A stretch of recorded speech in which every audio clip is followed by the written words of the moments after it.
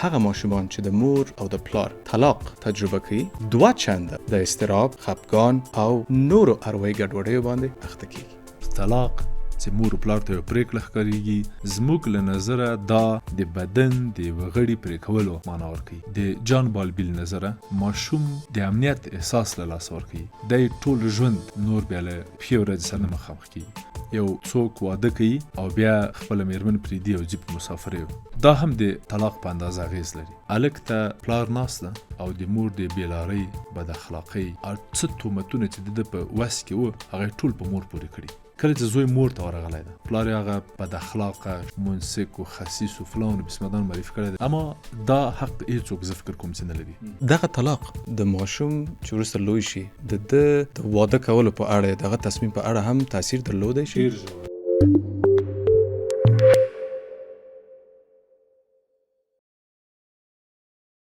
د لویانو دپاره ښایي د پای ټکی ایښودل دغه ګډ ژوند ته یو پرېکړه وي، یو تصمیم وي. خو د ماشوم دپاره د هغه د نړۍ نړېدل دي، د هغه د امنیت نړېدل دي. د نړیوالو تحقیقاتو له مخې میلیونونه داسې ماشومان دي چې په داسې کورنۍ کې ژوند کوي یا د پلار او د مور د طلاق تجربه لري یا په دوی تیر شوي دي. د یو تحقیق له مخې چې په ډیره معتبره مجله کې د Journal of Child Psychology and Psychiatry کې خپره شوی، دا ویل شوي چې هغه ماشومان چې د مور او د پلار طلاق تجربه کوي 2 چنده زیات د اضطراب، خفګان او نورو اروایي ګډوډیو باندې اخته کیږي. یعنی چانس یې 2 چنده زیات دی چې په دې اروایي ګډوډیو باندې اخته شي. په دې خپرونه کې د ماشوم د پادکاسټ په لړۍ کې نن به په همدې موضوع باندې خبرې کوو چې هغه ماشوم چې په داسې کورنۍ کې ژوند کوي چې مور یا پلار جلا سوي یا طلاق اخیستی، په ماشوم یې اغیزه څه ده او وروسته له طلاقه باید څنګه ورسره مخ ته ولاړ شي. خوشبختانه په استودیو کې را سره استاد عظیمی دی. استاد بخیر راغلی. سلامت شئ، ژوندي اوسئ. استاد جان، مخکې له دې چې سوال ته راشو، د دې په اړه به خبرې وکړو. یو ریسرچ ما ولیده، په دې کې ویلي ول چې د ماشوم دپاره خپله دغه طلاق ماجرا چې د طلاق خبره چې ده دومره اغېزه نه لري یا دومره منفي تاثیر نه لري لکه وروسته له طلاق نه چې څه واقع کېږي. نو په همدې ترتیب اول سوال ته به راشو چې د علمي یا د ارواپوهنې له نظره طلاق ته څنګه یو تعریف ورکوی شو او اغېزه یې په ماشوم باندې څه ده؟ مننه، سلامت شئ. ډېره مننه، ډېرې ښکلې تبصرې مو، واقعا ډېرې ښې مسلې ته مو اشاره وکړله. ماشوم په دې نه پوهېږي طلاق څه ده. ماشوم په دې نه پوهېږي چې د مور او پلار جلا کېدل څه معنا ورکوي. اما کله چې مور یا پلار جلا کیږي یا طلاق اخلي، طلاق ورکوي، دی دا سوچ کوي چې وروسته له دې به زما اړوند تدابیر څه وي. زه به، زما ملاتړ به، زما خواړه به، زما اوسېدل به، زما پاتې کېدل به چیرته، چا سره او په څه ډول. دغه مسله دی ډېر اندېښمن کوي او ډېرې ځوروي. موږ د طلاق په اړوند په دې باور یو چې دا پیښه یا دا چاره د مور او پلار لپاره صرف یو پرېکړه ده او صحیح ده چې خوږمنه ده، زیانمنه ده، اما یو پیښه ده په پای کې. اما د ماشوم لپاره یې تبعات او لایې په هغه څیر چې د مور او پلار لپاره دي، د ماشوم لپاره نه دي. ماشوم څو برابره د دغې پیښې یا د دغې ستونزې ناارامي او ناراحتي ډېره ګالي. بنان زه دا غواړم ووایم چې که په ټولنیز لحاظ وسنجې جدایي یا طلاق یو ټولنیزه پریکړه ده، یو ټولنیز قرارداد ده. له له فرهنګي اړخه یې که وسنجې یو نومول دي، یو څوک د یو چا ښځه کېږي، یو څوک د یو چا میړه کېږي، او یا د یوې کورنۍ جوړول دي له ټولنیز اړخه، له دودیز اړخه، البته فرهنګي اړخه. اما د په لایو کې په نورو اړخونو کې دا فرق کوي. له قانوني اړخه کېدای شي دا یوه قانوني چاره وي، له شرعي اړخه دا یو سنت ده، له هر اړخه دا فرق وي. زموږ له اړخه طلاق چې مور و پلار ته یو پرېکړه ښکارېږي، زموږ له نظره دا د بدن د یوه غړي پرې کولو معنا ورکوي. د خپله دا طلاق یعنی د بدن د یوه غړي پرې کول. اوس چې دا د بدن د غړي پرې کول ماشوم څنګه ارزي، مور څنګه ویني، پلار څنګه ویني، یا په مور څومره اغیز شیندي، په پلار څومره اغیز لري، او په بچي څومره اغیز لري، په لنډ مهال او په اوږد مهال څومره اغیز لري، دا فرق کوي، دا توپیر کوي. یو مورد چې ستاسو په پوښتنه کې یو جزء البته راځي، هغه دا و چې خپله جدایي یا طلاق ډېر ستونزمن ده که پاتې خبرې د ماشوم لپاره دا مهمه ده چې پاتې یا وروسته له طلاق څه کېږي. دا چې مور و پلار مې تصمیم نیولی ده چې سره جلا سي یا نور نه غواړي ژوند سره وکړي، دا یا زه پې پوهېږم زه ماشوم یا نه پې پوهېږم، خو دا چې وروسته له دې څه کېږي، زما ژوند زما زندگی به څنګه کېږي، دا پرته له شکه چې فرق کوي، یعنې توپیر کوي او ډېرې اغېزې پرې لري. ماشوم هماغه ډول چې تاسو د یوې څېړنې نتیجه راواخیسته، ماشوم پرته له شکه چې په اضطرابونو، په ګڼو اضطرابونو، په ژور خفګان او پر نفس د ټیټ اعتماد له ستونزې سره مخامخ کېږي، پرته له شکه چې دا مسله شته. اما پخوا کې د جان بالبیل نظره ماشوم د امنیت احساس له لاسه ورکوي. هغه ماشوم چې خپل امنیت له لاسه ورکوي، دی ټول ژوند نور بیا له پښې ورځې سره نه مخامخ کېږي. یا دا اجازه راکوي ووایم چې دی بیا ټول عمر ښه ورځ نه ویني. هغه ماشوم چې مور و پلار جلا کېږي یا امنیت له لاسه ورکوي د مور و پلار په جلا کېدو، بیا دی په ټول عمر هغه امنیت له لاسه نشي راوړلی. د ماشوم لپاره دا طلاق یو بیلتون ده. یا کله کله داسې اجازه راکوي دا ووایم چې ماشوم هماغه ډول چې خاوند او میرمن سره بیلیږي، ماشوم هم بیلیږي. یعنی مور خپل ځان ته کش کاږي، پلار خپل ځان ته کش کاږي، پلار هم نشي کولی چې له لاسه ورکړي او مور هم نشي کولی چې له لاسه ورکړي. بنان د ماشوم ژوند، د ماشوم اروا، د ماشوم اروايي ګډوډۍ، د ماشوم رفتار ټول په عمومي شکل له اغیز لاندې راځي. او دا دلته اوس یو بله کیسه هم پیلېږي چې زموږ اورېدونکي کېدای شي ووایي چې زموږ هېوادوال چې وایي استاد دا کیسې خو دلته ډېرې نشته په افغانستان کې، موږ دا طلاق به 2% وي چې اوس موږ ډېره اندېښنه ورته وکړو. زه وایم چې سمه ده، طلاق خو په افغانستان کې ډېر نه ده، ډېر مروج نه ده، ډېر دود نه ده. اما په خوا کې د طلاق په څېر ځینې پیښې کېږي چې عین د طلاق په څېر دي. لکه یو څوک واده کوي او بیا خپله میرمن پرېږدي او ځي په مسافریو، یا بیخي ځي کډوال کېږي، دا هم د طلاق په اندازه اغېز لري. یا یو څوک راځي 2 ښځې کوي، 3 ښځې کوي، 4 ښځې کوي، اول کې ادعا کوي چې زه عدالت مراعاتوم او دا ده فلانه ده وړینګه ده، اما وروسته بیا هغه عدالت او هغه څه چې اړتیا ده له دیني اړخ، البته دوی ته دا توجیم د دوی دیني ده که نه، هغه بیا نه مراعاتوي. دغه پیښې هم معمولا هغه اغېزې پر ماشومانو پرې باسي کوم چې له طلاق وروسته ماشوم ورسره مخامخ کېږي. ډېر ځله داسې پیښېږي چې یو کس راځي دلته، هلته زموږ مراجعین دي، مثلا موږ ته وایي چې استاد والله ما یو تصمیم نیولی ده. څه تصمیم نیولی؟ زه خو اوس په مثلا انګلستان کې یم، مثلا په آلمان کې یم، یا په کاناډا کې یم، په امریکا کې یم، استرالیا کې یم. دغه قانوني مسایل او دغه د اکسپورت و امپورت مسایل لږ سخت شي. دا د وارداتو او صادراتو کیسه چې ما همیشه زه په دې سترګو ورته ګورم، دا واردې کې صادري واردې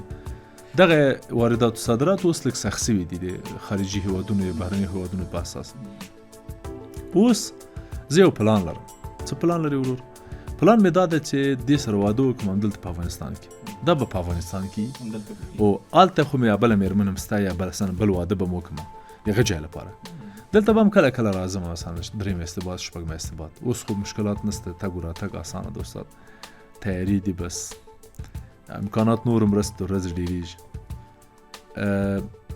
دغه کیسه هم عین هغه اغېز چې په نوره نړۍ کې طلاقونه لري پر ماشومانو او تاسو یې څېړنې راواخیستلې، دلته په کور دننه هم دغه مسایل، دغه کیسې ماشومانو ته هماغه زیان رسوي کوم چې د طلاق په پای کې رسوي. او طلاق خو خپله هم سته یو څه ناڅه، نو دا هم خپل اغېز شیندي پر ماشومانو. نو بنان ویلی سم چې که دلته هلته د طلاق کیسې ډېرې دي، دلته بیا موږ د بېلتونو د نورې کیسې ډېرې لرو. یا همداسې کله کله پیښېږي چې یو څوک په بهر کې ژوند کوي، یو ځوان، موږ خو ډېر ځوانان هم بهر ته مهاجر سول که نه، یعنې همدا اوس هم یوه غټه برخه ځوانان، مثلا 90% ځوانان تاسو پوهېږئ رویا یا ارمان یې څه ده، ډریم یې څه ده چې بهر ته لاړ شي. اول ارمان د افغان ځوانانو پوهېږئ څېړنې شوي دي، دا ده چې بهر ته لاړ شي. یعنې ډېر خیالي دا څېړنه او دا ارمان سته، خو دا ډېر سم ارمان نه ده. یعنې ډېر ځله داسې پېښه شوې ده چې په همدغو ارمانونو موږ تللي یو، هلته ارمانونه په اوبو لاهو شوي دي، او هغسې کیسې چې موږ دلته اورېدلي یا دلته م لیدلي، هغه بیا هلته بل رقم شي، سرچپه شي ځینې وختونه کله کله. نو دغه ځوانان چې ځي بیا هلته خپل ژوند و زندګي نسبي جوړه کړي په اروپا کې او امریکا کې، په کاناډا کې، استرالیا کې. بیا پلان جوړوي چې راځه نو اوس یوه ښځه وکړه او هغه به دلته مور و پلار ته خدمت کوي، او کله کله به ته م ورځې. نور خو عزتي استاده څه مشکل ده، خو ډالر دی یورو دی رالیږو به عزتي نهایت په میاشت کې ورسره شهزاده تګ ده کیسه ده ځي به. دا کیسه هم کله کله عین هغه اغېزې لري، هغه ستونزې پېښوي چې له طلاق نه وروسته یو ماشوم ته پېښېږي. بنان موږ دغسې کیسې ولیدلې، موږ په کراتو ورسره مواجه سو، متوجه سو، او په محاکمو کې هم نن سبا په افغانستان دننه په کور دننه ډېر داسې پېښې شته. یعنې وخت نه وخت کله چې له قاضیانو سره زه کښېنم یا مشترک کار لرو سره ځینې وخت متوجه کېږم چې دا کیسې ورځ تر بلې ډېرېږي، او ډېر دوی معمولا د خپلې اندېښنې د قاضیانو وکیلان ما سره شریکوي. نو راځو دې ته چې کله چې په داسې یو وضعیت کې، په داسې یو پېښه کې، په داسې یو حالت کې واقع کېږو او دا کیسه ورځ تر ورځې ډېرېږي، نو موږ باید د خپل ماشومانو لپاره، د دوی د آیندې لپاره، د دوی د زیږون په خاطر او د دوی اړوند د مسؤلیت د اخیستلو په اړوند باید موږ ډېر دقیق او ډېر ژور فکر وکړو او پام ویو. استاد جان، د دې په اړه خو خبرې وکړې چې د طلاق اغېزه به څه په ماشوم باندې. اوس به اول دې ته راشو چې که چېرې د طلاق واقع کېږي او پلار مور د تصمیم یا د پرېکړه کړې چې دا کار به کېږي، د دې د اعلان څنګه وشي؟ دغه ماشوم ته د خبره په څه ډول باندې وشي؟ جدي مسله او تر ټولو ډېره مهمه او حساسه ستونزه یا مسله هم که غواړې راباندې ووایم دغه ده چې اوس ماشوم څنګه خبر کو. معمول خو دا ده چې ډېری کورنۍ او نجونې او هلکان چې کله سره بېلېږي او واده د ځوانې کورنۍ ځوانې جوړې سره جلا کېږي، دوی وایي چې موږ خپلو بچو ته نه وایو دا خبره، پټوو یې، بیا خپله خبرېږي. استاده موږ چې کومه نتیجه اخیستې ده، دغه ماشوم ډېره ضربه لیدلې نظر هغو ماشومانو ته چې مور و پلار یې ورته اعلان کړی. خو خبره دا ده اوس چې دغه اعلان څه ډول وشي که نه؟ اعلان باید په ګډه وکړي، دواړه باید راسي ورته کښېني، مور او پلار دواړه ورته کښېني او څو مسلې پکې د دې اعلان په ترڅ کې مراعات کړي. یو دا چې موږ وروسته له دې تصمیم نیولی، پرېکړه مو کړې چې جدا ژوند وکړو. زه پلار یا زه مور دلته او پلار دی یا مور دی هلته ژوند کوي. ته هیڅ مشکل نه لري، ته به هر چېرته چې خوښه وه، هر چېرته چې د آرام و راحت و همالته کولی سي پاتې سي. منتها زموږ مینه، زموږ چلند به وروسته له دې تا سره هماقسې کوم چې پخوا و. موږ دواړه د پخوا په څېر ستا پلار ستا مور یو. موږ به د پخوا په څېر تا ته مینه، تا ته رسیدګي، تا ته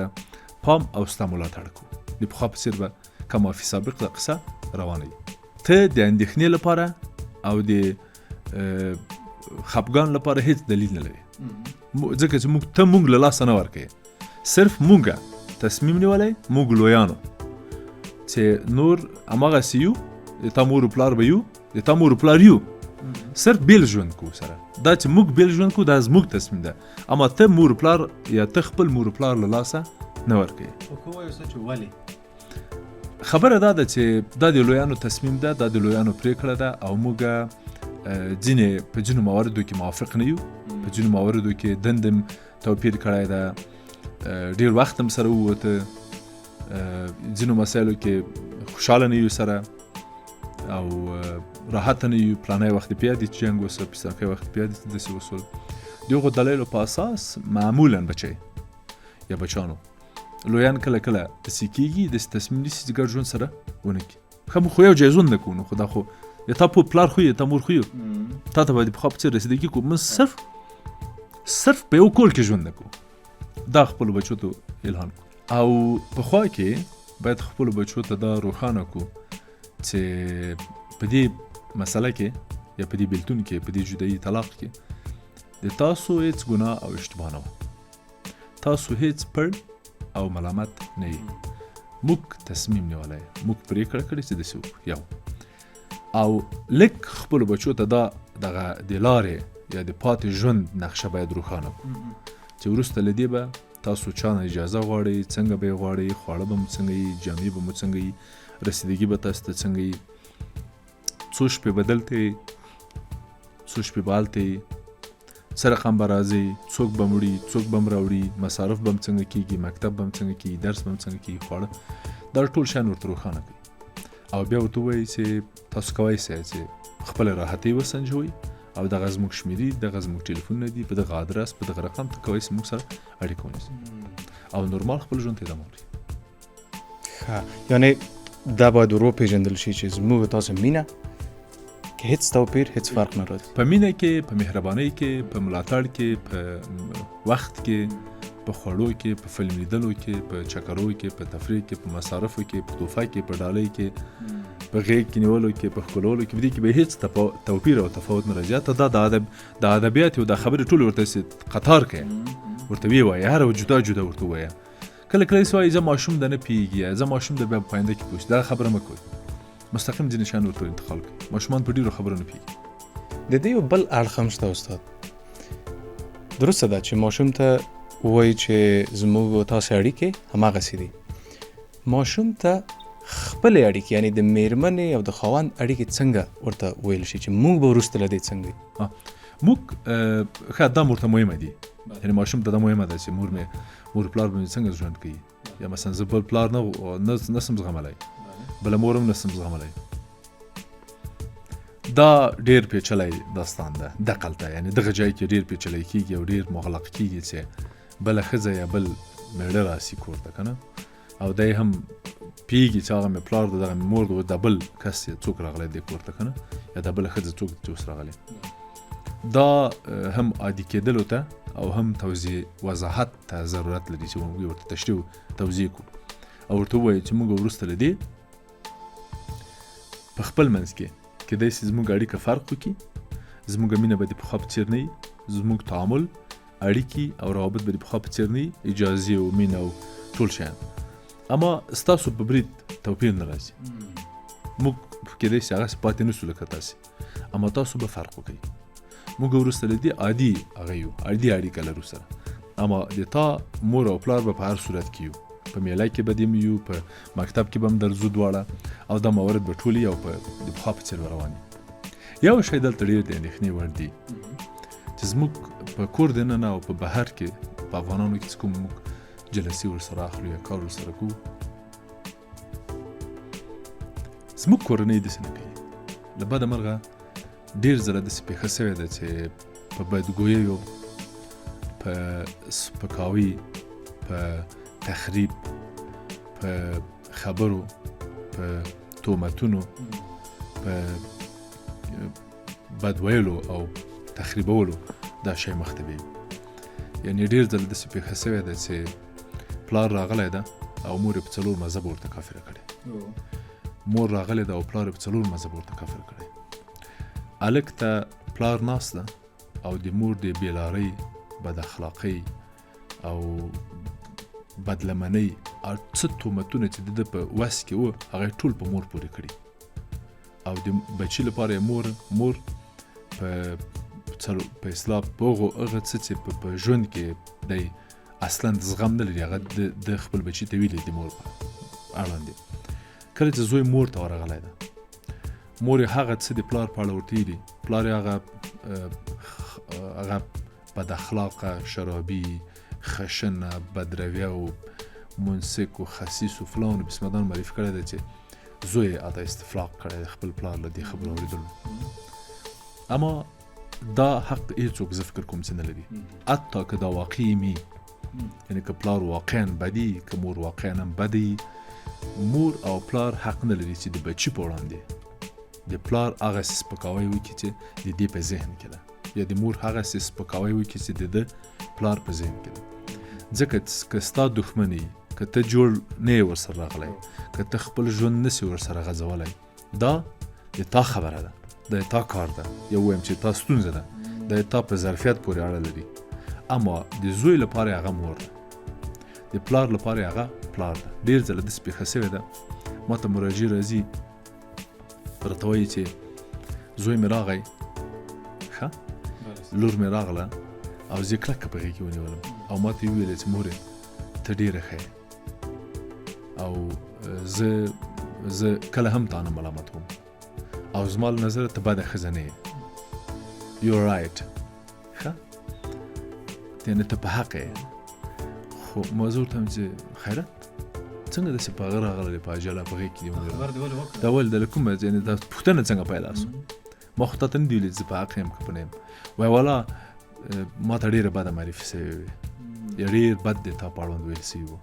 او ما له همغه وخته دا 2 کاله کې 3 کاله کې چې ما په تا په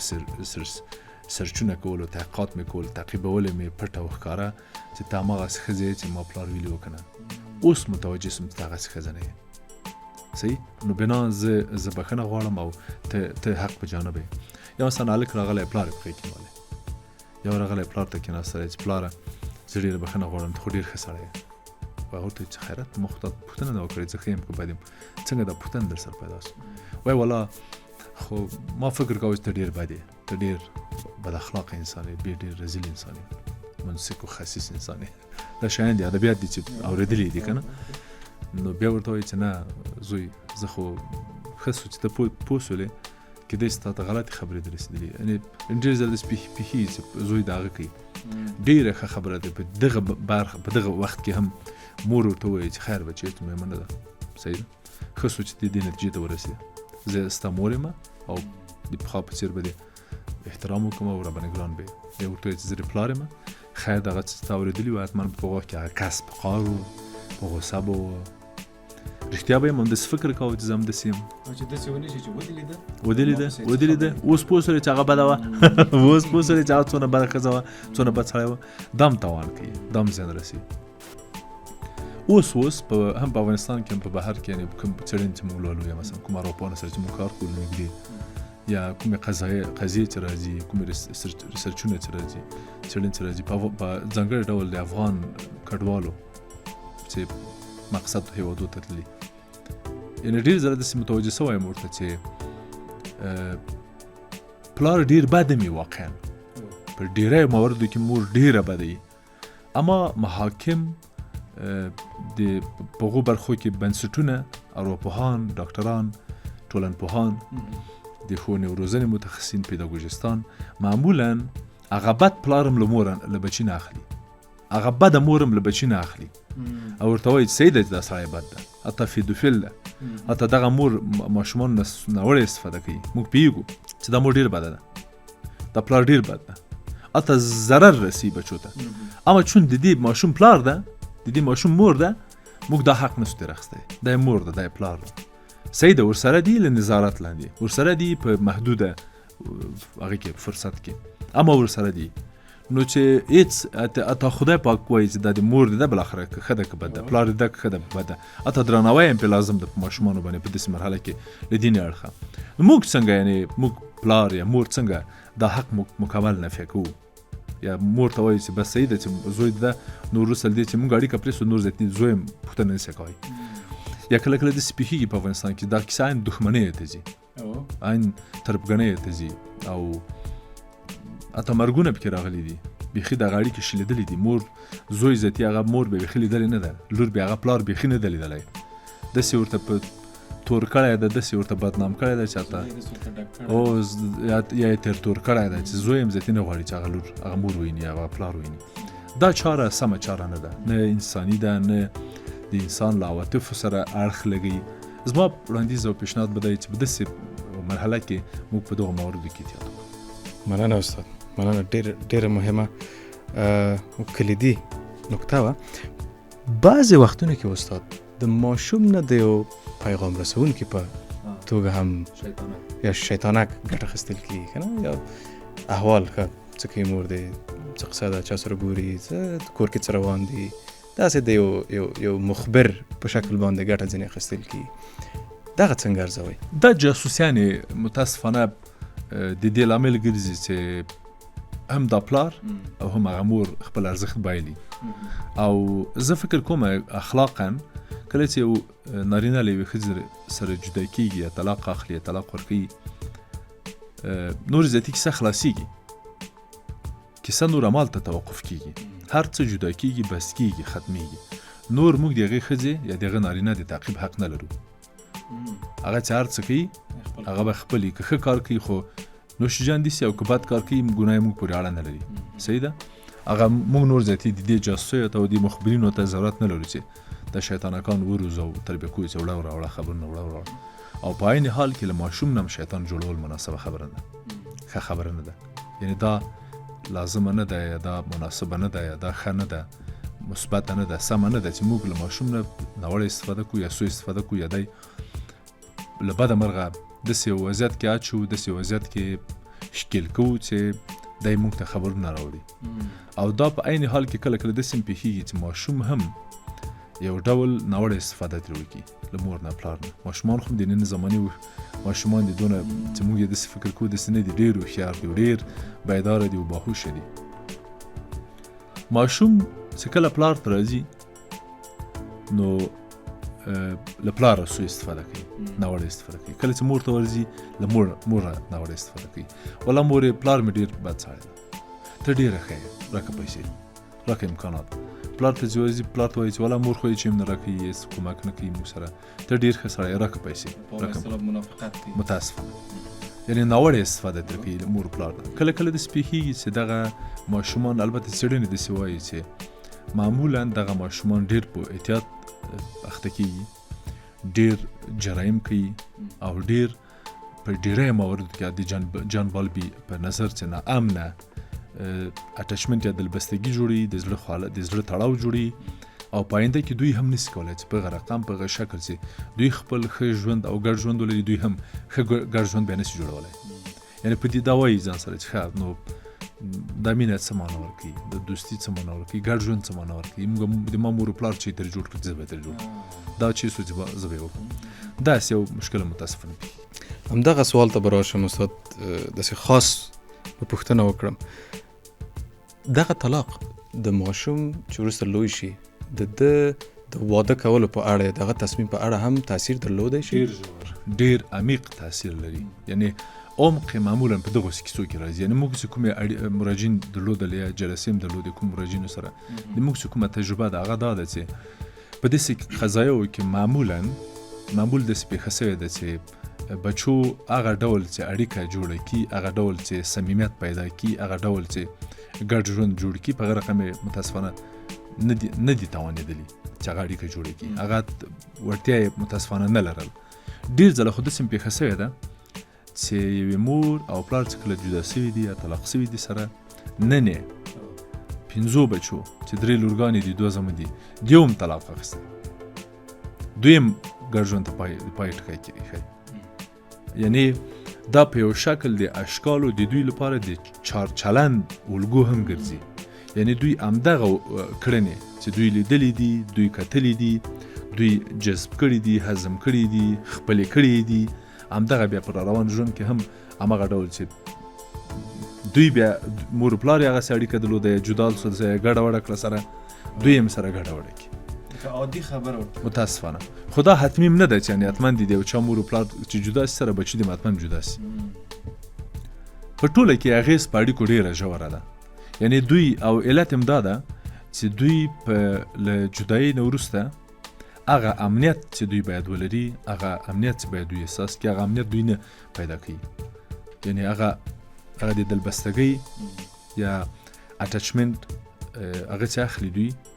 دغه دلبستگی، دغه د زړه تړاو ناامن شکل مومي، ناامن جوړښت مومي. دغه ناامني له دوی سره د دوی په شخصیت کې، د دوی په اوږد ژوند کې هم دوی سره متاسفانه کومک به نشي کولی. یعنې دوی به په آینده کې هم له ګڼو ستونزو مسلو سره مخ په داسې ټولنه کې استاد چې طلاق ته ډېر داسې په بد شکل کتل کېږي او فلانه د طلاقي زوی ده یا فلانه مور طلاق اخیسته یا پلار طلاق اخیسته، دا خبرې نو معمولا دا کس د خجالت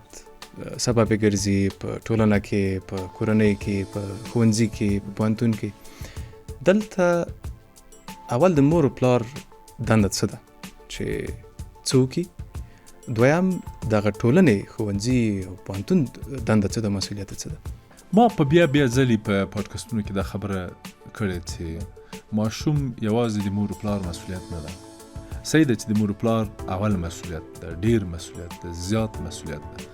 اما ماشوم د کورنۍ، ماشوم د ښوونځي، ماشوم د مدرسې، ماشوم د مسجد یا د جماعت، ماشوم د ټولنې، ماشوم د ګاونډیانو، ماشوم د ټولو لپاره مسؤلیت ده. یعنی یو موټروان، یو دکاندار، یو مولا، یو ارواپوه، یو ډاکټر، یو هر څوک چې په دې ټولنه کې دی شخص په ژوند کوي، د ماشوم اړوند مسؤل ده. د دوی په برید، د دوی په اړوند باید خپل مسؤلیت ادا کړي، خپل مسؤلیت واخلي. اوس مسله دا ده چې معمول موږ فکر کوو چې معمول په افغانستان کې داسې معمول ده چې موږ فکر کوو چې په ځانګړي ډول نارینه چې ځه خو ډوډۍ ور ورسوه، اوبه ور ورسوه، جامې ورته واخله، ښوونځي ته هغه د ځي. که د ښځې په برید ده دا تصور، که د بچو په برید ده، دوی فکر کوي دا کیسه خلاص شوله. اما هغه څه چې ماشوم له پلاره اخلي د الګو په حیث، هغه مینه چې له مور اخلي د الګو په حیث، دې ټولو ته ماشوم ضرورت لري په خپل وخت کې. صحیح ده موږ به بله ښځه وکړو، موږ به بل واده وکړو، نور بچیان به مو لرو، بل هېواد ته به لاړ شو، بل زندګي به جوړه کړو. اما دغه ماشوم خو یوازې موږ ته ضرورت لري. دا کېدای شي له ماما سره پاتې شي، دا کېدای شي له پلار، له پلارندر سره پاتې شي. اما هغه اغیز یا په هغه رقم اغیز چې له موږ یې نه اخلي، بل چا نه یې نشي اخیستی. کېدای شي له بل څوک ډېره مرسته ورسره وکړي، ډېر کومک ورسره وکړي، اما د ده به ټول عمر دا په زړه کې داغي چې ما پلار نه درلوده. او معمولا دا خلک بدو لارو ته او بدو چارو ته ځي. بنان زه فکر کوم چې موږ په دې برخه کې ښه مخ ته نه ځو. موږ د ټولنې په حیث، موږ د ښوونځي په حیث، موږ د ښوونکي په حیث، موږ هر څوک چې په دې ټولنه کې باید ماشومانو سره په دې برخه کې احتیاط وکړو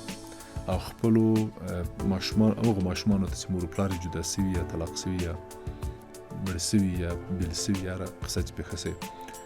دوی ته په ښوونځي کې آرامه، له درناوي ډکه فضا او وضعیت جوړ کړو. او هغه ښوونځي، مدرسې، ټولنې، ګاونډیان چې ماشومان دوی ټکوي وهي سپکوي یا خبرې ورته کوي ننګوي دوی هم باید پوه سي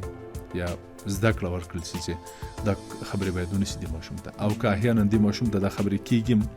د دې ماشوم تاباوري باید پورته سي یعنې صحیح ده تا ته کېدای شي دا کنځاوي دا خبرې وسي تا ډېرې جدي مه نیسه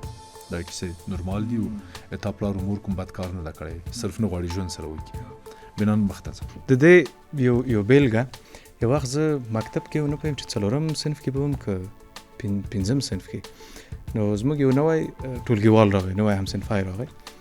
نو زه نه پوهیم چې د پلار دا کار به څومره ښي یا به ښه نه خو کله چې صنف ته راننوت د خپل زوی راوسته او په صنف مخې ته یې ودرو وایي چې ګورې تاسو ټول ته وایم چې زما دا زوی په دغه برخو کې به ځوروئ نه ټوکې به نه پې کوئ او په هغه عامه اصطلاح رشخند به نه پې وهئ ځکه دغسې یو مشکل لري دغه یو قصه لري دغه خبر لري یعنې په واضح ډول یې ټولو ته دا خبر وکړه نو زه نه پوهېږم چې دا ویل نور هم خلک ورته متوجه کړي څه وسو بیا نتیجه څه وه په هغه صنف کې والله یاد مو دي څه وسو ډېر دقیق نه خو فکر کوم چې چندان مثبته نه وه یعنې د هلکانو ورته پام سه ماته لاسي ورپام شه چې لیوني ته مو وایي ځان دې پټ کړه که نه نو زه کله داسې پېښېږي چې دا پیښه رامنځته سي او بل زه فکر نه کوم چې ماشوم په دې خبره راحت واوسي هلته چې د تختې په وړاندې ولاړي او نظر نورو ماشومانو ته پرتله کېږي په ځانګړي ډول چې هغه په 5م صنف کې کوي نو دی به حتما 11 کلن 12 کلن یعنې دا راوې د بلوغ او د ډېر حساس ژوند مرحله ده په دې وخت کې د همزولو مسله د رقابت مسله چې زه مې یو څوک یم د هویت مسله من کیستم زه څوک یم که نه دا کیسه شروع کېږي په بچو کې ماشومانو کې په هلکانو کې په نجونو کې هم وروسته له 9 کلنۍ نه شروع کېږي په داسې یو مرحله کې چې ته ماشوم بیا د تختې سر ته او هلکان پې تهدیدې که نه یا د ده راز شیندې فاش کوې دلته څو کیسې پېښېږي یو خو دا چې دی راحت نه و تا یې راز بربنډ کړه دویم دا چې په عین حال کې تا صنف هم تهدید کړه ته د نورو ماشومانو تهدید حق څه لرې دا خبرې به نه کوئ کوم کړی وی بیا به زه در سره ګورم دا ټولو ته وایم ګورې کله تانو بشنئ غوږونه هم خلاص ګورې دا په عین حال کې د نور ماشومانو تهدیدول هم دي که نه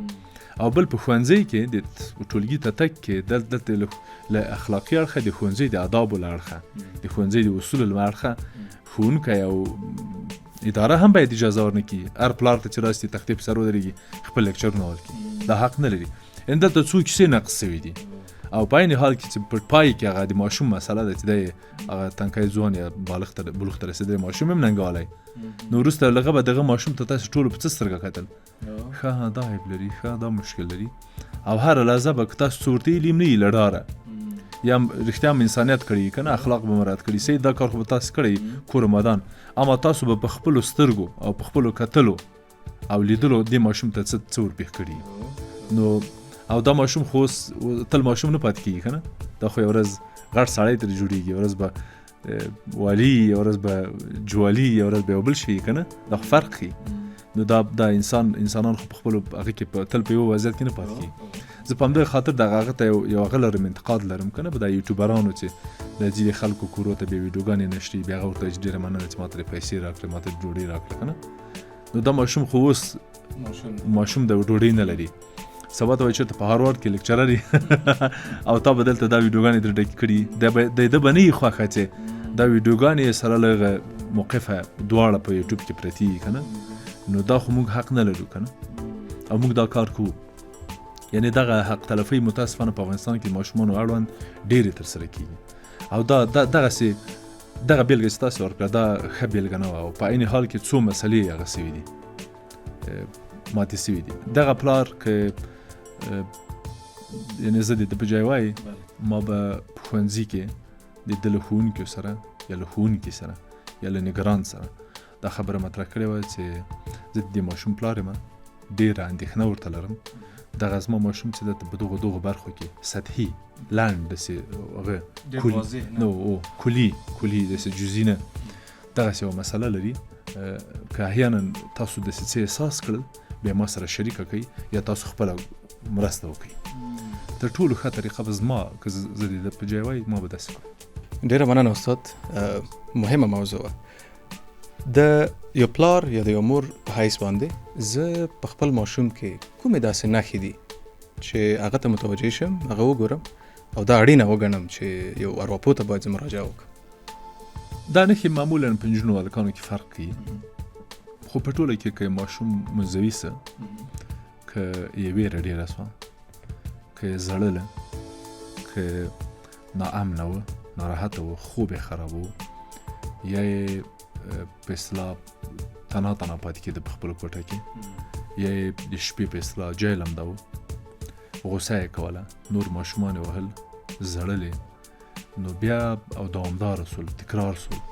په داسې یو وخت کې باید موږ په دې پوه سو چې ماشوم کې یو مسله شته او عاجله باید یو ارواپوه سره لاړ سو، د کیسه شریکه کړو او د ځان اړوندم لارښود واخلو او د ماشوم اړوند. استاد یو بله موضوع ده، دغه د ارواپوه کې د ارواپوه خپله انتخابول که نه، دا کومه کرایټریا لري که داسې د کوم داسې څنګه ووایم کوم داسې صفات لري که نه چې زه وپوهېږم چې صحیح ده دا ما سره صحیح کومک وکړی شي؟ له بده مرغه په افغانستان کې ارواپوهان ډېر کم دي، ډېر محدود دي. په ښارونو کې ډېر کم دي، څه پاتې کلي. زموږ له نظره هغه څوک چې د ماشوم اړوند کار کړی، هغه څوک چې په ماشومانو او د ماشومانو اړوند پوهېږي او مسله یې هغې خواته ډېره تللې، یعنې هغه لیوالتیا یې د ماشوم خواته ډېره ده. موږ دې ته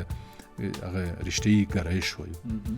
هغه رشتهیي ګرایش یې که د ماشوم خواته ډېر و، تجربه یې هم لرله، دولت نه جواز او لایسنس هم درلوده او کار یې کاوه او مرکز یې درلوده او دوا یې نه ورکوله، دا زموږ له نظره د ماشوم ارواپوه ده. اما که د ماشومانو اړوند خبرې کولې، نصیحتونه یې کول، ټیک ټاکونه یې جوړولو، کیسې یې جوړولې او تاسو ته یې داسې وانمود کوه زه پروفیسور یم د ماشومانو، اما دوا یې ورکوله ماشوم ته، یا مثلا نور له اتا د طب یې نه وویلی، نورې کیسې یې کولې، نو بیا باید تاسو مجبور یې چې هغه وغواړئ، تر یعنې سند ترې وغواړئ چې ته څوک یې. ډېر ځله داسې پېښېږي په هغه کې سند یي د ارواپوهانو په اطاق کې، یا تاسو قبلا یا وړاندې هغه لرئ، معلومات لرئ، بیا یې هغه ارواپوه ته ورسو او نتیجه پسې بیا وګرځو. زه په دې نظر یم په افغانستان کې دا مسله لږ شته، په ګاونډیو هېوادونو کې هم شته، هند کې هم شته، ترکیه کې هم تر کچې پورې شته، اما په نورو هېوادونو کې لکه اروپا او امریکا کې زموږ کډوال دي، هغوی هلته بیا قانوني برخورد کوي چې قانون چلند کوي، یعنې هر څوک د ماشومانو اړوند خبرې نشي کولی، هر څوک په ټیک ټاک کې هغه نشي کولی، یا د ټیک ټاک سوشل میډیا مثلا هم لږ ازاده ده، یعنې هر څوک چې راځي او خپله خبره کوي. اما کله چې د درملنې مسله راځي، درملنه د هر چا کار نه ده، درمان د هر چا کار نه ده، درمان بیا یوازې متخصص او مسلکي خلک کوي، هغوی جواز هم لري، مسؤلیت هم لري، کنټرول هم لري، نظارت هم لري، هغوی خپله کوي، حقوقي هغه هم لري، تعقیب هم لري. اما په افغانستان کې دا کیسه لږ هغه ده، لږ شړېدلې له موږ نه، یعنې هر څوک هر څه کولی شي، نه دلته ډاکټر معلوم ده، نه ارواپوه معلوم ده، نه هېڅوک هم نه دي معلوم، هر څوک خپلې قصې کوي. نو په دې انتخاب کې باید لږ احتیاط وشي، ځکه چې زموږ د بچو آینده مهمه ده، آینده ډېره د احتیاط وړ ده، که نه په دې برخه کې باید موږ متوجه اوسو. نړۍ مننه استاد، ستاسو د خبرو په تایید باندې د یوټیوب باندې هم کله چې کوم ډاکټر خبرې کوي، اکثره د خارجي چینلونو کې به یو باج ورسره یو علامه ورسره چې د لایسنس هغه ده ډاکټر ده. ډېر یوټیوبر په نور دنیا کې حتی د یوټیوب سایکولوژیستان، د درملنې سایکولوژیستان، د زندان سایکولوژیست، د ماشوم سایکولوژیست، د کورنۍ سایکولوژیست، د میډیا سایکولوژیست، دا معلوم ده، یعنې هر څوک هر شی نه کوي، یعنې هر څوک د هر څه حق نه لري. هم په افغانستان کې دا کیسه لږ له موږ نه شړېدلې او موږ چې مثلا اوس هم په خواله رسنیو کې مثلا هم په درملنه کې کار کوو، موږ مجبوره سوي یو، یعنې موږ مجبور یو چې مثلا هم په یوټیوب کې خپرونې ولرو، هم په کلینیک کې کار وکړو، په ماشومانو سره کار وکړو، اما حداقل مسلک خو هم ده، حداقل دا یعنې مسلک خو هم ده، موږ حداقل مثلا نور رشتې نه دي ویلي، که نه مثلا حقوق میلي اوس راغلي دلته ماشومانو هغه کوو، که نه ماشوم درملنه مخته بولې، یا مثلا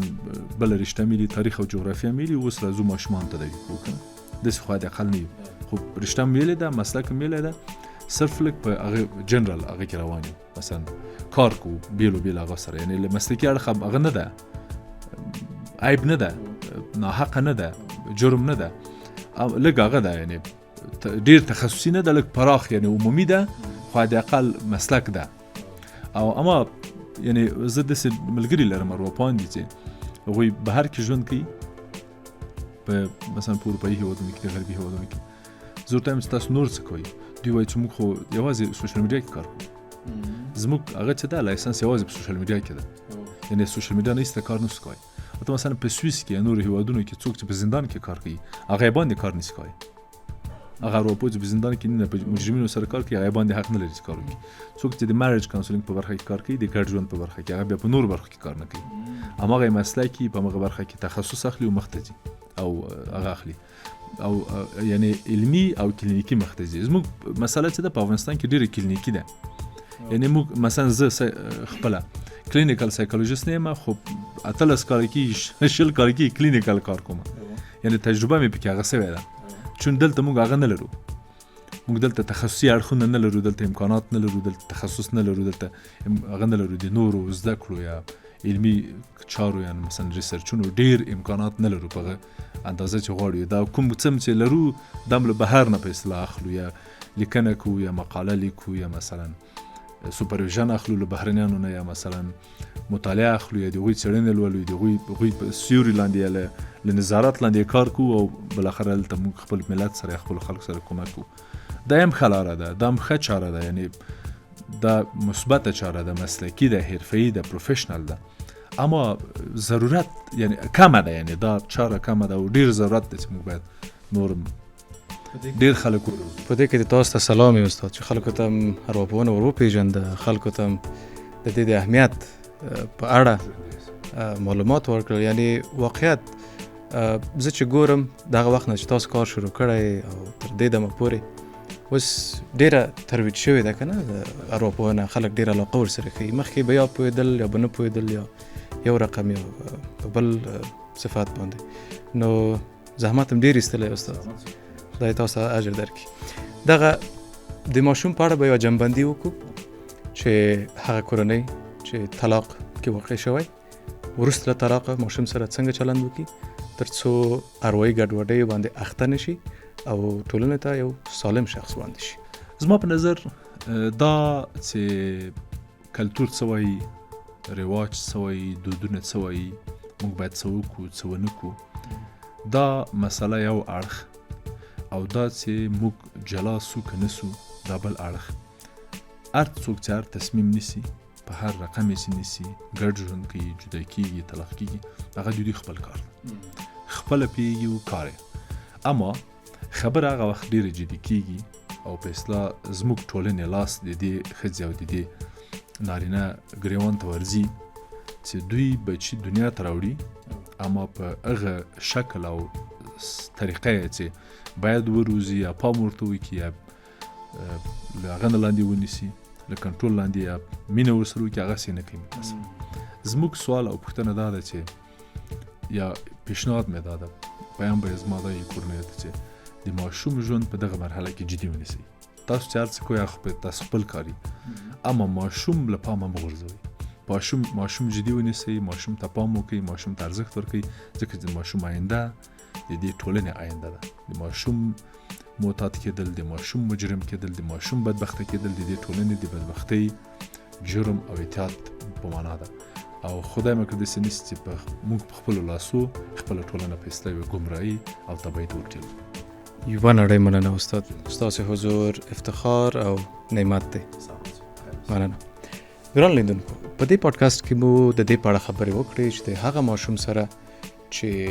په داسې کورنۍ کې ژوند کې طلاق واقع شوی څنګه چلند وکړو وروسته له طلاقه باید څه وشي د استاد د خبرو په لړ کې یوه نکتې ته اشاره وکړه چې 80 سلنه ځوانان دا ارمان لري چې کډوال شي او مهاجر شي بل هېواد ته دغه ځوانان بالاخره پلار او مور کی او دوی به بچی راوړي دغه بچی یا ماشومان کډوالي یا مهاجرت دوی باندې به څه اغیزه لري آیا د دې په اړه مو کوم وخت فکر کړی آینده پادکاسټ کې به انشاءالله په همدې اړه خبرې کوو تر دې دمه چې زموږ سره وئ مننه ښه وخت ښه چل